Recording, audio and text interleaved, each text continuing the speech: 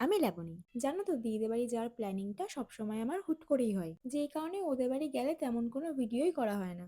আজকেও হুট করে গেছিলাম, কিন্তু তাও আজকে মনে করে কয়েকটা ভিডিও করা হয়েছিল। বাড়ি যাওয়ার আগে ওরা একেবারে এক সপ্তাহ বাজার করে তারপর বাড়ি ঢুকেছে।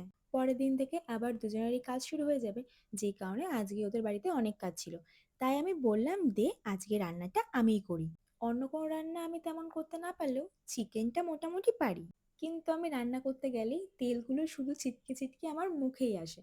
তাই আমি সবসময় মুখটা একটু কভার করে রাখতে চাই, যাতে তেলগুলো আমার হাতে পায়ে ছিটকাক ছিটকাক, বাট মুখে যেন না আসে।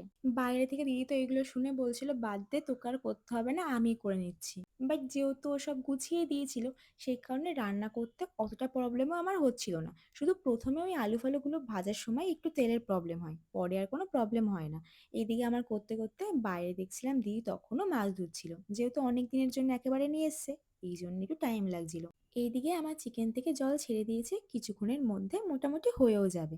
আমার রান্না হয়ে যাওয়ার পর আমি স্নান টান করে একটু রেস্ট নিচ্ছিলাম। দিদিদের তখনও পর্যন্ত স্নান হয়নি।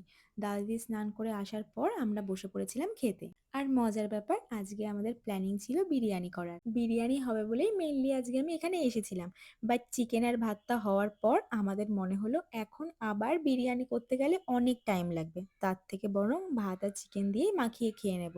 এমনিও সামনে চিকেন থাকলে আমার আর অন্য কিছু লাগে না, বিরিয়ানিরও প্রয়োজন নেই। তারপর দাদা বারবার বলছিল যে না না করতে, বাট পরে আমাদের মাথায় আসলো যে ঘরে ঘিও নেই। তাই আর কি করা যাবে, এই চিকেন আর ভাত দিয়ে আমরা বেশ ভালো করে খেয়েছি। আর চিকেনটা যেহেতু আজকে আমি রান্না করেছিলাম, তাই আমার একটু টেনশন হচ্ছিল যে কেমন হবে। আমার পছন্দের পিস নিয়ে খাওয়া দাওয়া করে আমরা বেশ কিছুক্ষণ রেস্ট নিয়েছিলাম। একটু বেলা হতে বুঝলাম বাইরের ওয়েদারটা অতটাও ভালো না।